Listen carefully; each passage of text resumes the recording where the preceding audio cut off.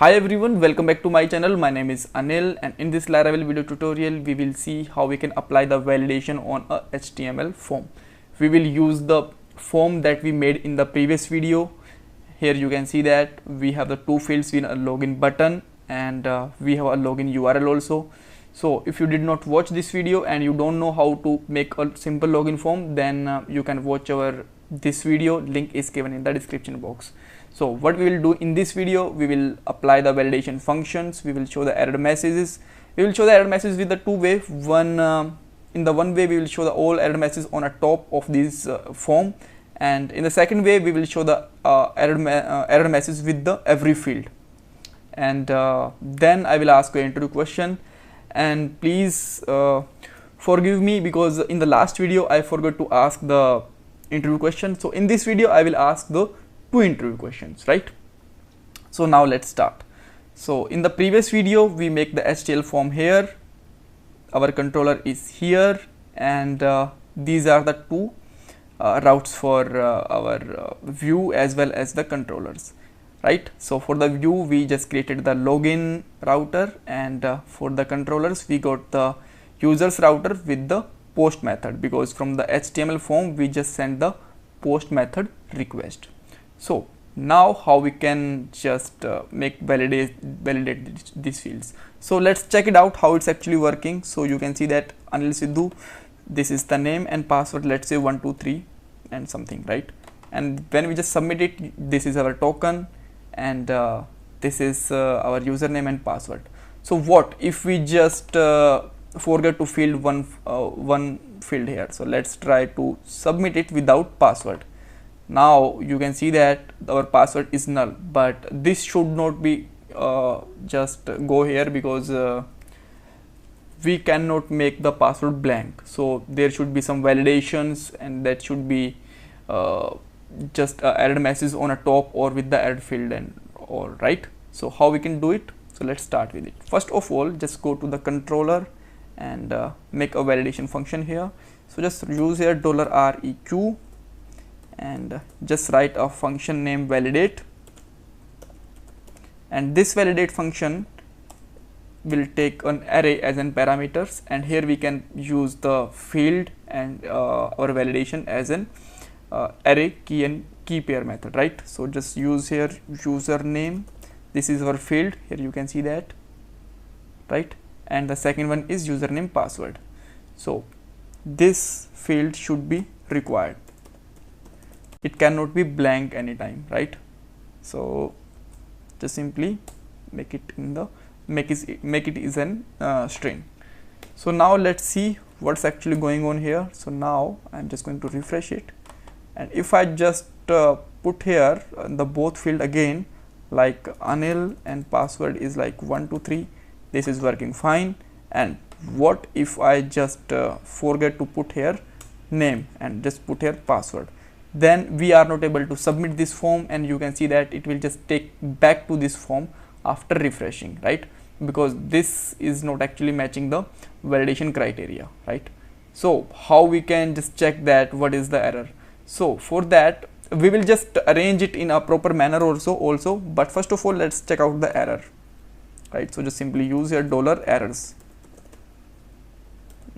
like this, and now let's try to submit it. We got some errors, yep, because we just misspell it or something, errors, right? Now that's fine. Now you can see that we got an error that user field is required, because we just apply the validation on a single field. So let's say we just apply the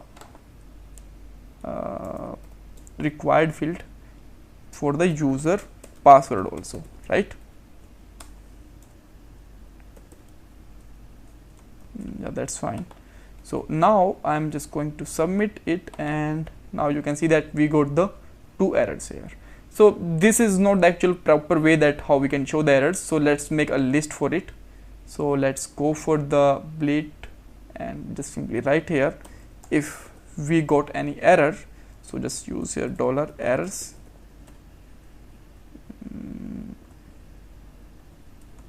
Yep, but before the if we need to use here @ like this, and just and if also, and if like this, right? And it have any function. So let's check it, that if we have any validations, then we can just use here for each, and just use here $errors all, right, as an $err, and just simply use here li double curly braces and just put here err. And now what we are getting here, okay, so we got the again error. Why I am actually missing the spelling for error. Okay, so now you can see that we got the two error fields, two error messages. This is perfectly fine. If I just put here like Anil, then there should be only one error message. Here you can see that password field, right? This is one. So if we just put here both fine, then that's great, there is a no error, right? So now one thing is more, that's okay, we just put here two error field, but how we can show these error messages with our field, like I just want to show the username just behind the first field and the user password just below to the user password field. How we can show it, right?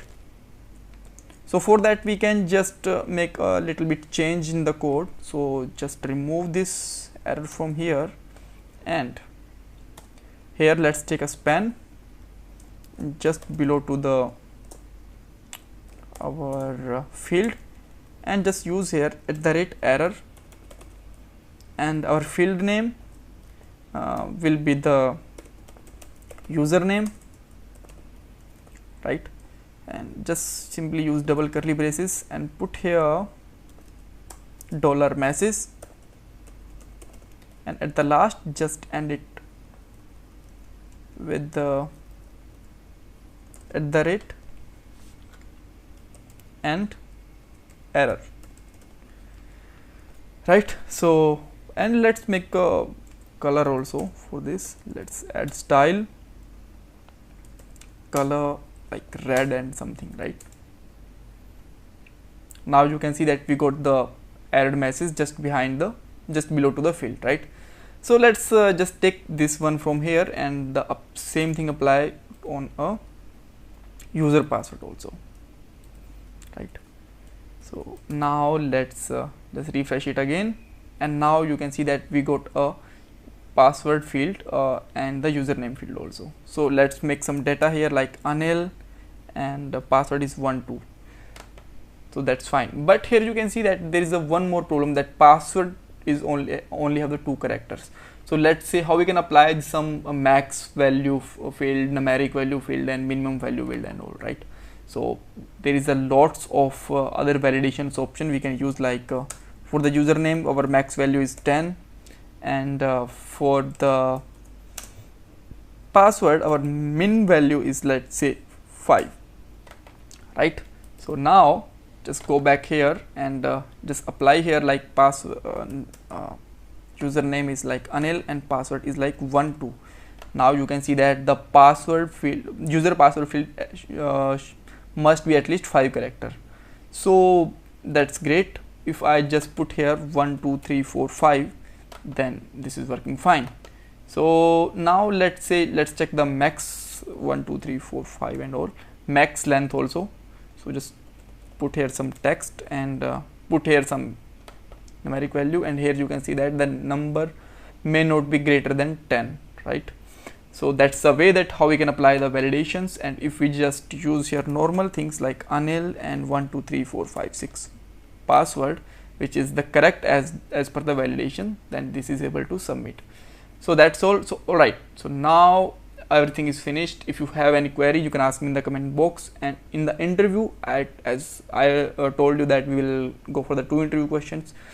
One interview question is why we use this CSRF token, right? And the second one is when we just got some error message like this, then can I just get the value from the form that we just submitted previously? For example, if I just make here like Anil 10 something something this, and password is 12, right?